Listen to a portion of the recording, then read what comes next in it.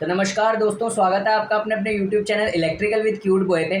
आज एक important topic पे बात करने वाले हैं कि जो पावर ग्रिड है उसमें स्विच गियर एंड प्रोटेक्शन में आपको क्या क्या पढ़ के जाना है। ठीक है, क्योंकि स्विच गियर एंड प्रोटेक्शन एक बहुत ही इंपॉर्टेंट सब्जेक्ट होता है पावर ग्रिड में। तो इसके कुछ कुछ टॉपिक्स हैं और ये स्कोरिंग होएगा अगर आप जो जो मैं टॉपिक्स बताऊंगा उनको करके जाते हैं। ठीक है, तो सबसे पहले जब भी आप स्विच गियर एंड एक तो ना मेरे एमसीक्यू आएंगे, कल संडे है, आज मैं बिज़ी था इसलिए कोई एमसीक्यू वीडियो नहीं ला पाया।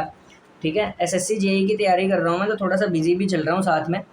लेकिन कल सब क्योंकि संडे है तो कल मैं सारे के सारे मैक्सिमम अल्टरनेटर के एमसीक्यू कराने की कोशिश करूँगा। ठीक है, अल्टरनेटर के बीच में चल रहा था, एक लेक्चर डाला था मैंने, उसके बाद बाकी सारे एमसीक्यू कराऊंगा। ठीक है, उससे पहले स्विच गियर एंड प्रोटेक्शन में क्या क्या पढ़ के जाना है, क्या बोलते हैं, पावर ग्रिड जेई के लिए। स्विच गियर एंड प्रोटेक्शन में पावर ग्रिड जेई को पढ़ने के लिए सबसे पहले आपको जो स्विच गियर एंड प्रोटेक्शन में टॉपिक पढ़ना है वो पढ़ना है फॉल्ट एनालिसिस का। फॉल्ट एनालिसिस पावर ग्रिड के लिए one of the most important topic माना जाता है। जिसने फॉल्ट एनालिसिस स्किप किया उसने पावर ग्रिड का पेपर ही स्किप कर दिया, ये लगा लो, फिर सिलेक्शन होना बहुत मुश्किल है। फॉल्ट एनालिसिस में क्या क्या पढ़ के जाना है, single line to ground fault हो गया, double line to ground fault हो गया, ठीक है, या फिर सिमेट्रिकल फॉल्ट्स या अनसिमेट्रिकल फॉल्ट्स, इनमें क्या डिफरेंस होता है। ठीक है, सर्किट ब्रेकर किस फॉल्ट की को मद्देनज़र रखते हुए डिज़ाइन होता है, और रिले किस चीज़ को मद्देनज़र रखते हुए डिज़ाइन होती है। ऐसे क्वेश्चन पावर ग्रिड बहुत पूछता है। ठीक है, फॉल्ट एनालिसिस में जब भी single line to ground fault होता है, ठीक है, तो उसमें जो जीरो सीक्वेंस करंट्स होते हैं ना, उनका क्या रिलेशन होता है। ठीक है, वोल्टेज, इसी तरह वोल्टेज का आपको पढ़ के जाना है। ठीक है, और फॉल्ट एनालिसिस में आपको जितने भी फॉल्ट्स हैं वो बिल्कुल अच्छी तरह पढ़ के जाने हैं। ठीक है, तो फॉल्ट एनालिसिस में एक और टॉपिक आता है पर यूनिट इम्पीडेंस वाला टॉपिक। ठीक है, जो पर यूनिट वाला टॉपिक है ना, इसमें कोई इतना हैवी न्यूमेरिकल नहीं देगा आपको सॉल्व करने के लिए, बेसिक बेसिक चीज़ें पूछेगा। ठीक है, कि पर यूनिट में क्या चीज़ होती है, ठीक है, पर यूनिट सिस्टम क्यों यूज़ करते हैं, ठीक है, पीयू बोलते हैं ना शॉर्ट फॉर्म में उसे। ठीक है, वो पढ़ के जाना आपने, बिना उसको पढ़े होगा नहीं क्लियर। ठीक है, ज़्यादा टफ नहीं, इजी इजी। ठीक है, ये सब पता होना चाहिए आपको। ठीक है, बेस केवीए, ठीक है, ये सब के बारे में पता होना चाहिए आपको। ठीक है, उसके बाद इतना पढ़ने के बाद एक टॉपिक आता है पावर सिस्टम के अंदर, बच्चे स्किप करके जाते हैं जनरली, वो होता है रिएक्टर्स का। रिएक्टर क्या चीज़ होता है, सीरीज रिएक्टर। ठीक है ना, सीरीज रिएक्टर क्या होता है, ठीक है, ये पढ़ के जाना है। कितने टाइप के रिएक्टर्स होते हैं, ठीक है, ये सब पढ़ के जाना है आपको। ठीक है, और जैसे क्या बोलते हैं, जनरेटर रिएक्टर क्या होता है, फीडर रिएक्टर क्या होता है, इस तरीके जो रिएक्टर्स होते हैं ना, ठीक है, जो शॉर्ट सर्किट करंट को लिमिट करते हैं पावर सिस्टम में, ठीक है, उन सबको पढ़ के जाना है अच्छे से। ठीक है, रिएक्टर पढ़ने के बाद, फॉल्ट एनालिसिस पढ़ने के बाद आपने सर्किट ब्रेकर्स को बड़ी ध्यान से पढ़ना है। जनरली पावर ग्रिड जो स्विच गियर एंड प्रोटेक्शन के क्वेश्चन बनाता है ना, वो एप्लीकेशन बेस्ड बहुत बनाता है। एप्लीकेशन बेस्ड कैसे, सर्किट ब्रेकर की ना एप्लीकेशन पूछ लेगा, एयर ब्लास्ट सर्किट ब्रेकर कहाँ पे यूज़ होता है, वैक्यूम सर्किट ब्रेकर कहाँ पे यूज़ होता है, ठीक है, कैपेसिटर स्विचिंग में कौन सा सर्किट ब्रेकर यूज़ होता है, ठीक है, और SF6 सर्किट ब्रेकर कहाँ पे यूज़ होता है। ठीक है, SF6 सर्किट ब्रेकर की एप्लीकेशन क्या है, डाइलेक्ट्रिक स्ट्रेंथ क्या होती है SF6 गैस की। ठीक है, और ये सब पूछता है, कितने केवी तक का SF6 सर्किट ब्रेकर यूज़ करते हैं स्विच यार्ड में, इस टाइप के क्वेश्चन पूछे जाते हैं। ठीक है, मिनिमम आर्क वोल्टेज किस सर्किट ब्रेकर में होती है, रेलवे इलेक्ट्रिफिकेशन के लिए कौन सा सर्किट ब्रेकर यूज़ होता है। तो पावर ग्रिड के जो सर्किट ब्रेकर के क्वेश्चन होते हैं एप्लीकेशन ओरिएंटेड बहुत होते हैं। ठीक है, इसके बाद सर्किट ब्रेकर के अंदर आकर आर्क फिनोमिना का टॉपिक आता है। आर्क फिनोमिना आपको अच्छे से पढ़ के जाना है। ठीक है ना, वो तरीके होते हैं ना कि स्प्लिटिंग आर्क को कैसे बुझा सकते हैं, क्वेंच करने के आर्क के तरीके। ठीक है, हाई रेजिस्टेंस मेथड अलग होता है, जीरो करंट मेथड अलग होता है। ठीक है, जब हम पढ़ते हैं ना उनको स्प्लिट करके, ठीक है, आर्क स्प्लिटर्स लगा के, ये जो आर्क फिनोमिना होता है इसको बिल्कुल बारीकी से पढ़ के जाना है। ठीक है, क्वेश्चन पूछ लेता है कि सर्किट ब्रेकर में आग लगती है तो क्यों, आर्क लगती है तो क्यों लगती है, क्या कारण होता है। ठीक है, और ये पूछ लेता है कि आर्क को कम करने के क्या क्या तरीके होते हैं। ठीक है, ज़ीरो करंट मेथड जो होता है आर्क एक्सटेंशन का, वो क्या होता है। ठीक है, इस AC सर्किट ब्रेकर और DC सर्किट ब्रेकर्स में क्या फ़र्क होता है। ठीक है, ऐसे क्वेश्चन पूछ लेता है। ठीक है, तो ये आपको पढ़ के जाने हैं।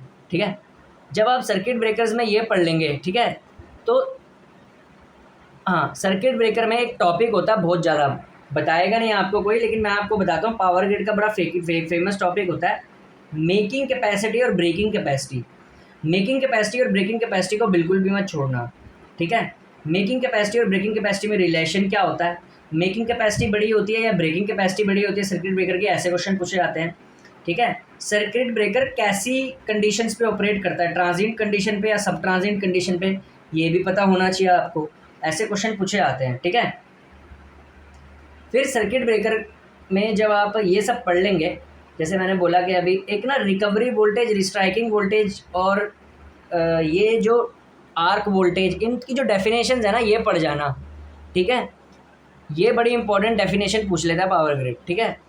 और जब आप सर्किट ब्रेकर में इतना पार्ट पढ़ जाएं, सर्किट ब्रेकर के बाद आपको क्या पढ़ना चाहिए, सर्किट ब्रेकर के बाद आपको रिले सेक्शन बहुत अच्छी तरह पढ़ना है।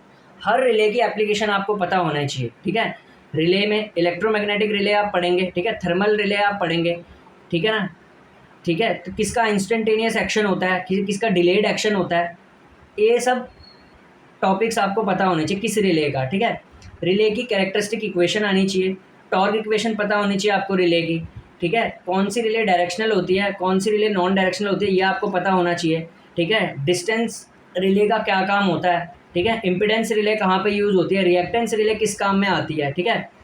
मोह रिले क्या होती है, ठीक है। मोह रिले किस ट्रांसमिशन लाइन को प्रोटेक्ट करने के लिए यूज़ होती है, ठीक है। मोह रिले कैसी रिले होती है, ठीक है। और एक ना बड़ा इंपॉर्टेंट क्वेश्चन ये पूछता है कि ना कौन सी रिले लीस्ट आर्क रेजिस्टेंस से इफेक्ट होती है और कौन सी रिले मोस्ट आर्क रेजिस्टेंस से इफेक्ट होती है, ठीक है। मोह रिले जो होती है वो उसका उसका पावर स्विंग से रिलेटेड क्वेश्चन पूछता है कि 4 ऑप्शन दे देगा, पूछेगा कि किसका लीस्ट पावर स्विंग है रिले में, ठीक है। तो ये आपको पता होनी चाहिए चीज़ें, ठीक है। कौन सी रिले डायरेक्शनल रिले होती है, कौन सी रिले नॉन डायरेक्शनल रिले होती है, ठीक है। ऐसे करके आपको क्वेश्चन पूछेगा, ठीक है। तो जब आप रिले सेक्शन पढ़ लेंगे, तो रिले सेक्शन पढ़ने के बाद आपको एक इम्पॉर्टेंट टॉपिक पर पढ़ना है, ठीक है। वो आपको पढ़ना ही पढ़ना है, ठीक है। बच्चे पढ़ के नहीं जाते। वो क्या होता है, प्रोटेक्शन स्कीम्स, ठीक है, जनरेटर की। बच्चे सब कुछ पढ़ जाएंगे, जनरेटर की प्रोटेक्शन स्कीम छोड़ देंगे और पावर ग्रिड में वहीं से आ जाता है, फिर एग्जाम सेंटर में वो हक्के बक्के रह जाते हैं। जनरेटिंग स्कीम में मर्ज प्राइस प्रोटेक्शन स्कीम आपको आनी चाहिए कि मर्ज प्राइस प्रोटेक्शन स्कीम क्यों यूज़ होती है, ठीक है, ठीक है। मर्ज प्राइस प्रोटेक्शन स्कीम का रोल क्या होता है और ज़्यादातर किसके लिए यूज़ होती है, अल्टरनेटर के लिए, ट्रांसफार्मर के लिए या दोनों के लिए, ठीक है। उसके बाद जब आप अल्टरनेटर प्रोटेक्शन पढ़ेंगे, जनरेटर प्रोटेक्शन पढ़ेंगे, तो उसमें आपको इन्वर्टेड रनिंग का पता होना चाहिए, रिवर्स पावर रिले का रोल पता होना चाहिए, ठीक है। और एक होते हैं जो अनबैलेंस लोडिंग से कौन सी रिले इफेक्ट करती है, ठीक है, ये सब क्या, ठीक है। अर्थ लीकेज प्रोटेक्शन जो होता है अल्टरनेटर में वो कैसा होता है, ठीक है। इस तरीके से आपको पता होनी चाहिए ये सब चीज़ें, ठीक है। पावर ग्रिड में स्विच गियर प्रोटेक्शन में ये सब पूछा जाता है, ठीक है। उसके बाद जब आप अल्टरनेटर की प्रोटेक्शन स्कीम्स पढ़ लेंगे, उसके बाद आपको बस बार्स की प्रोटेक्शन स्कीम पढ़नी है, ठीक है, कि बस बार्स को कैसे प्रोटेक्ट किया जाता है, ठीक है। बस बार की प्रोटेक्शन स्कीम के एडवांटेजेस क्या हैं और डिसएडवांटेजेस क्या हैं, ओके। जब आप इतना पढ़ लें, उसके बाद आपने ट्रांसफार्मर की प्रोटेक्शंस पढ़नी है। ट्रांसफार्मर को प्रोटेक्ट करने के लिए क्या क्या लगाया जाता है, ठीक है, क्या इक्विपमेंट्स यूज़ होते हैं ट्रांसफार्मर की प्रोटेक्शन के लिए, ठीक है। बकहॉल्स रिले का क्या रोल होता है, ठीक है, बकहॉल्स रिले का ऑपरेटिंग टाइम कितना होता है, ऐसी भी चीज़ें पूछ लेते हैं।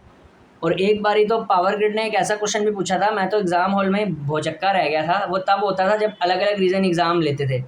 तो एक बारी मैंने कोई पेपर दिया था, उसमें पूछा हुआ था कि जो बकल्स रेल लगी होती है ना कंजर्वेटर और मेन टैंक के बीच में, ठीक है, वो कितने एंगल पे लगी होती है, ऐसे भी पूछ लेता है, ठीक है। तो ये भी भैया आपको पढ़ के जाना है, प्रोटेक्शन स्कीम्स, ठीक है। जब आप प्रोटेक्शन स्कीम्स पढ़ लें, प्रोटेक्शन स्कीम पढ़ने के बाद एक टॉपिक हमेशा बच्चा छोड़ के जाता है और वहाँ से क्वेश्चन आएगा ही आएगा, बस बार स्कीम्स।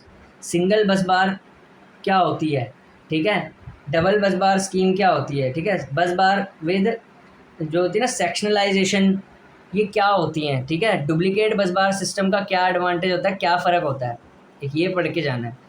उसके बाद आपने ना फीडर प्रोटेक्शन भी पढ़नी है। बच्चे फीडर प्रोटेक्शन छोड़ जाते हैं। फीडर प्रोटेक्शन में रेडियल फीडर की क्या प्रोटेक्शन स्कीम्स होती हैं, ठीक है, इंटरकनेक्टेड सिस्टम को प्रोटेक्ट करने की क्या क्या स्कीम्स होती हैं, ठीक है,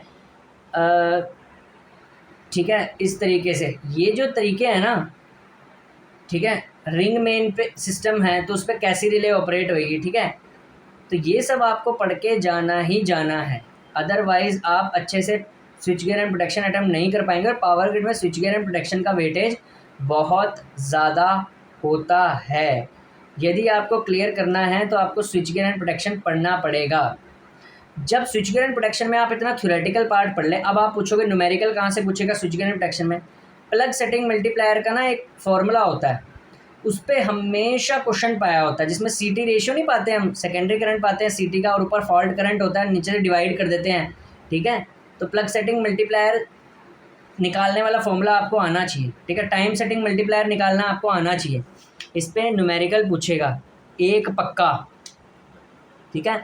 मेकिंग कैपेसिटी और ब्रेकिंग कैपेसिटी पे भी न्यूमेरिकल बन सकता है, ठीक है। ये आपको स्विच गियर प्रोटेक्शन में पढ़ के जाना है, ठीक है। सिर्फ मैं एक बंदा हूँ जो ये बताता हूँ यूट्यूब पे ऑथेंटिक बात कि तुम्हें क्या पढ़ के जाना है। भैया पढ़ तो तुम खुद भी लोगे, पता होना चाहिए कि क्या पढ़ के जाना है। यूट्यूब पे हालत क्या देख रहे हो आप, शॉर्ट नोट्स बनवाई जा रहे हैं बाकी यूट्यूब चैनल। अबे शॉर्ट नोट्स का अचार डालेगा क्या, बच्चों पे पहले ही पढ़े हुए हैं वो तो। ये तो बताओ कि पढ़ के क्या जाना है। इसीलिए मैं अब अलग अलग स्ट्रैटेजी लाने वाला हूँ। आज मैंने स्विच गियर एंड प्रोटेक्शन की स्ट्रैटेजी बताई है, इससे बाहर एक भी टॉपिक से क्वेश्चन नहीं बाहर मिलेगा तुम्हें। पावर ग्रिड में यही पूछेगा, इन्हीं टॉपिक्स में से इर्द गिर्द पूछेगा। तो इनको कॉपी में नोट कर लेना, जो जो मैंने जुबान से बोले हैं, ठीक है।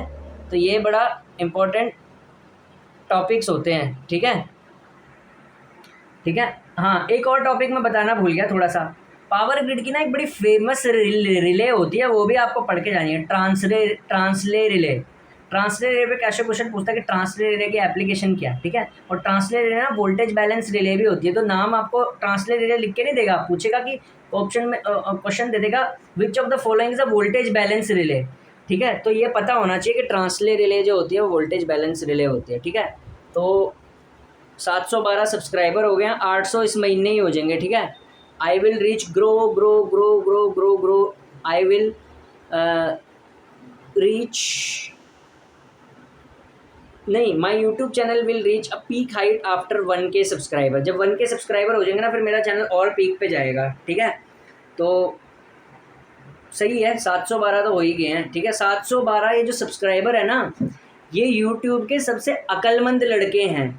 ये जितने भी 712 सब्सक्राइबर हैं, मेरा इनको अकल है कि इन्होंने तभी चैनल मेरा सब्सक्राइब कर रखा है कि भाई ये उनको पता है कि ये अक्लमंद बंदा है और यही बता पाएगा सबसे सही, ठीक है, गाइड कि भाई हमें पढ़ के क्या जाना है, ठीक है।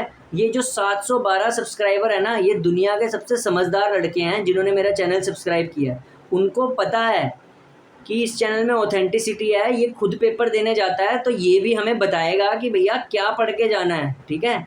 तो ये 712 सब्सक्राइबर जो हैं बड़े अक्लमंद बच्चे हैं, ठीक है। इनके अलावा जितने भी बच्चे हैं सारे के सारे सब बेवकूफ़ हैं, ठीक है। वो खुद से धोखा कर रहे हैं अपने, ठीक है। आपको कोई ऐसा बंदा पकड़ना चाहिए जो खुद भी तैयारी कर रहा हो और खुद भी पेपर देने जाता हो, उसको पता होता है ज़्यादा, ठीक है। इनको नहीं पता होता।